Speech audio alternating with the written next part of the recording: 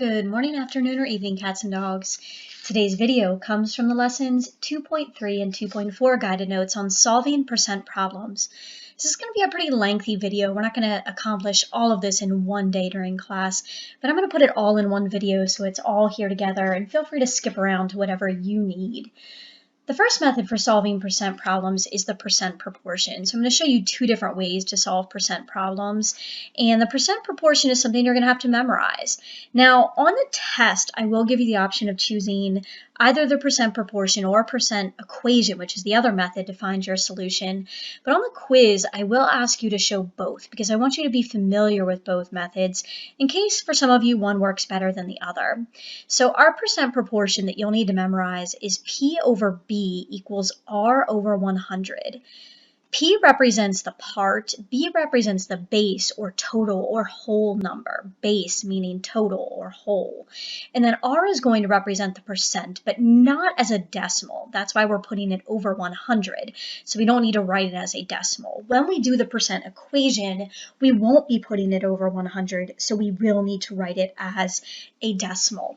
Now, the other thing that I've taught in the past is over of equals R over 100, because typically your part is pretty close to the word is in the problem, and your base is typically close to the word of, because a lot of times it will be out of some sort of total.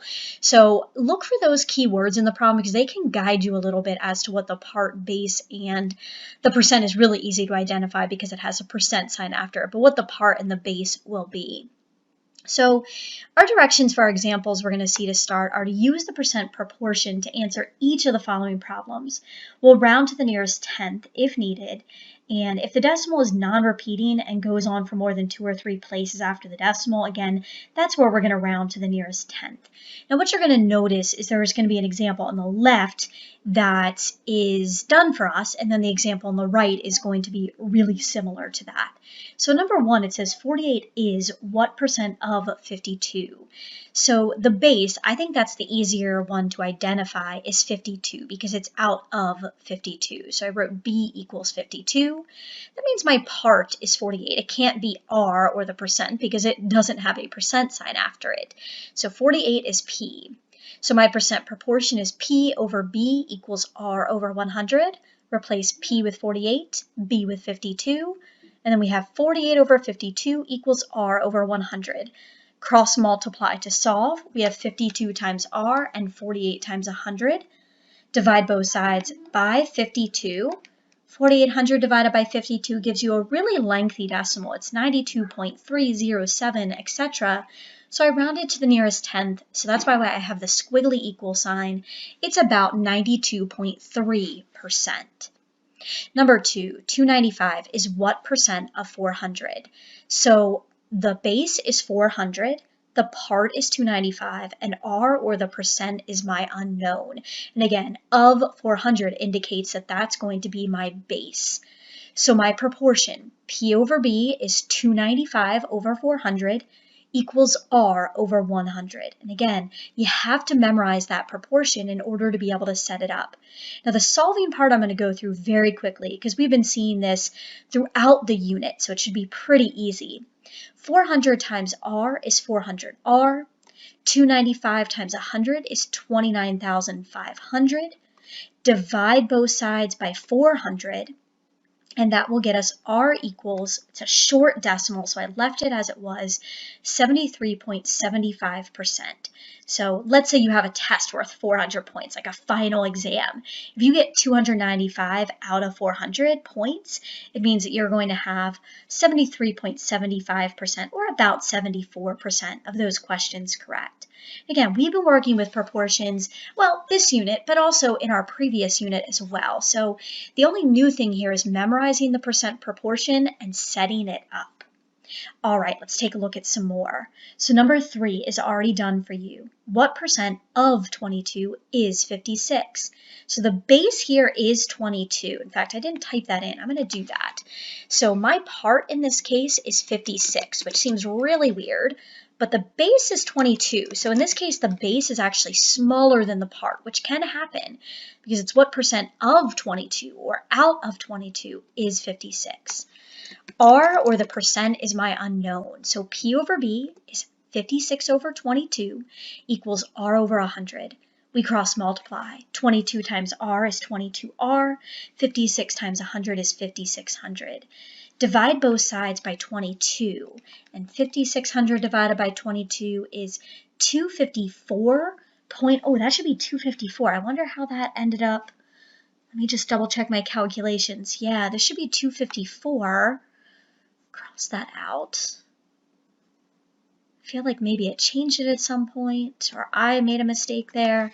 But r is, I'm going to say equal to, although it's about equal to 254.5. It is a repeating decimal, so if you want to write 54% with a repeating bar over top, you may certainly do that. My apologies that there was a mistake there. I just noticed that. I don't remember seeing that in the past, but it might have always been there. I don't know. We'll have to make sure to fix that. So 254.54 repeating percent. If you want to round to the nearest tenth, that would be about 254.5%.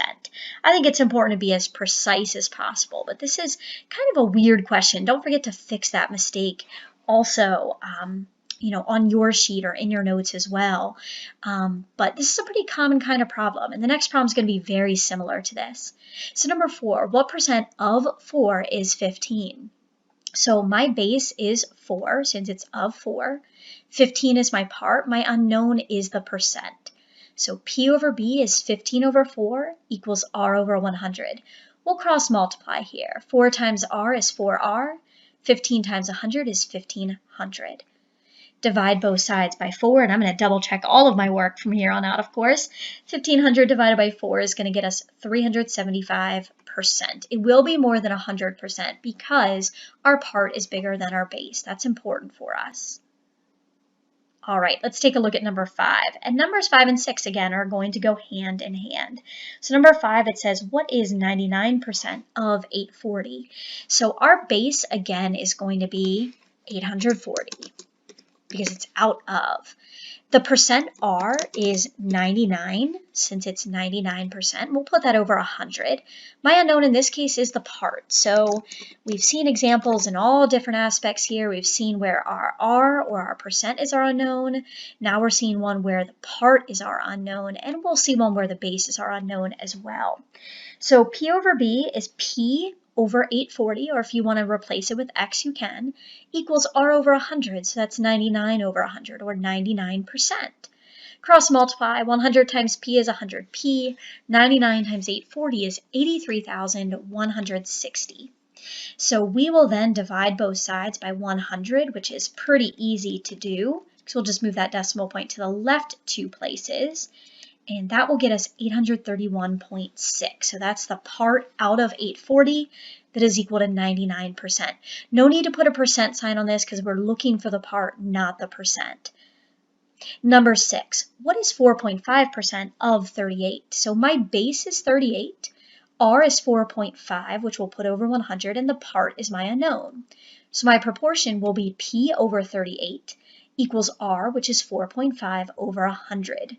Now let's cross multiply. 100 times P is 100P. 4.5 times 38 is 171. Divide both sides by 100 to get 1.71. And I do suggest you check to make sure your answer is reasonable. 4.5% of 38 is a really small percentage of 38, so it should be a pretty small number, and in this case, it is. All right, number 7 actually goes hand in hand with the last couple of problems. It says find 16% of 36.2. My base is 36.2. R is 16, since that's our percent, and the parts. Don't be confused between percent and part. Those are different here, but the part is my unknown, because this problem is really the same as what is 16% of 36.2, but it's worded as a statement instead of, or a command instead of as a question. So P over B is P over 36.2 equals R, which is 16 over 100. Let's cross multiply. We're going to have 100P equals 579.2. That's 36.2 times 16. Divide by 100, or move the decimal point to the left 2 places. Because this is a short enough decimal, I wrote the whole thing 5.792.